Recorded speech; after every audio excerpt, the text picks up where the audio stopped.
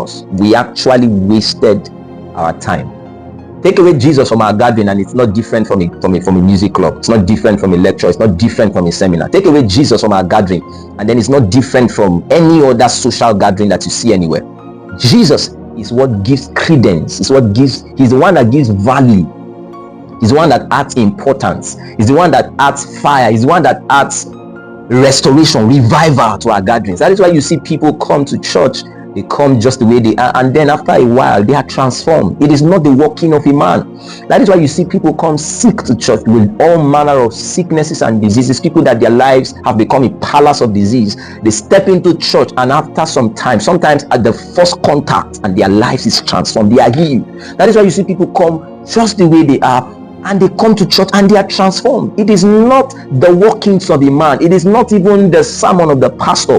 It is that the person of Jesus was and continues to be present in every of our gatherings. Remember the Bible speaking in Revelation that Jesus was found within the church. Even though the church had certain weaknesses, had certain challenges, he had certain issues against the church in Revelation. He had issues with this church and that church, but Jesus was still found in the midst of the church because he is the groom of the church.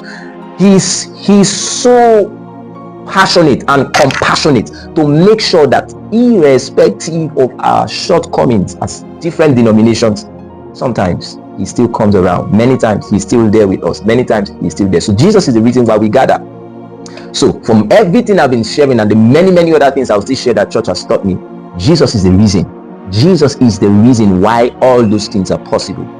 Now, if you're out there and you do not have a relationship with Jesus, if you're out there and you don't have a connection with Jesus, you're out there and you just go to church just for activity's sake, so you can mark attendance, so you could be called a Christian, you are actually wasting time. Jesus is the reason why we go to church. Jesus is the reason why we are standing. Jesus is the reason why every time we go to church, every time I go to church, there is a focus. I'm going to meet with Jesus because he is the one that commanded my coming to his presence. If you're out there and you don't have a relationship with Jesus, it's an opportunity for you to do that right away.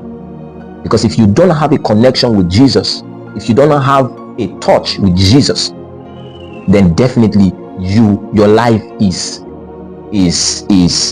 at stake. Yes, your life, your existence is at stake. Because you can be in church and be out of touch. You can be in church and be out of touch with Jesus.